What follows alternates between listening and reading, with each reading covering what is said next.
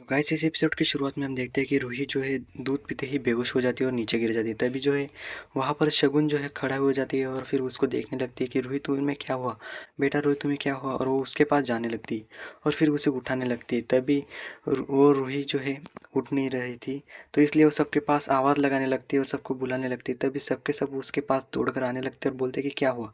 तभी वो कहती है कि रूही अभी खड़ी नहीं हो पा रही है और इसे क्या हुआ मुझे पता भी नहीं। और फिर इसके बाद जो है सबके सब बोलते कि इसे क्या हुआ।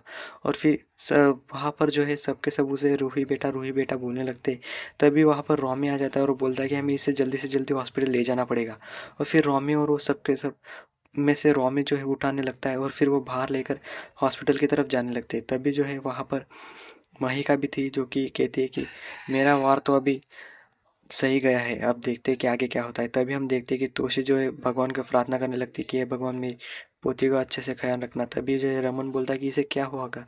तभी जो है यहाँ पर ईशिता जो है घबरा कर उठ जाती है और आसपास देखने लगती है कि उसकी रूही को उसकी याद आती है। तभी वो देखिए रूही कुछ खतरे में तो नहीं, और फिर वो प्रार्थना करने लगती है और कुछ मंत्र बोलने लगती है। तभी हम देखते हैं कि उसके साथ जो सब होते हैं वो भी प्रार्थना करने लगते हैं।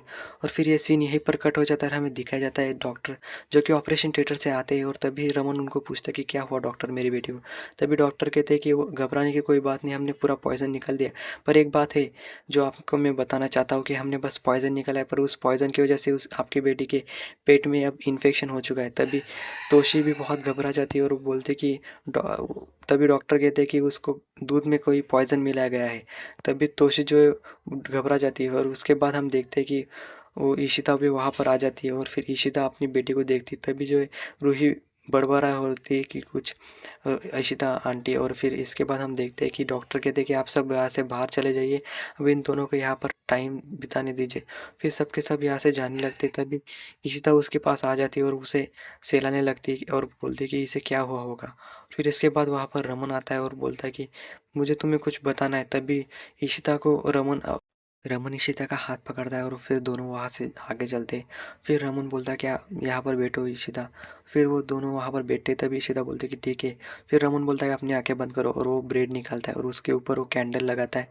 और फिर वो कैंडल को जलाने लगता है। वो जलाने के बाद ईशिता बोलते कि अपनी आंखें खोल सकती हो क्या। तभी रमन बोलता है कि तुम अपनी आंखें नहीं खोलोगे तुम्हें दिखेगा कैसे। फिर जो ईशिता अपनी आंखें खोली थी तभी ईशिता देखती है कि उसके सामने ब्रेड था और फिर वो बोलता है कि आज हमारी एनिवर्सरी है। फिर वो दोनों ही एक दूसरे के गले लग जाते हैं।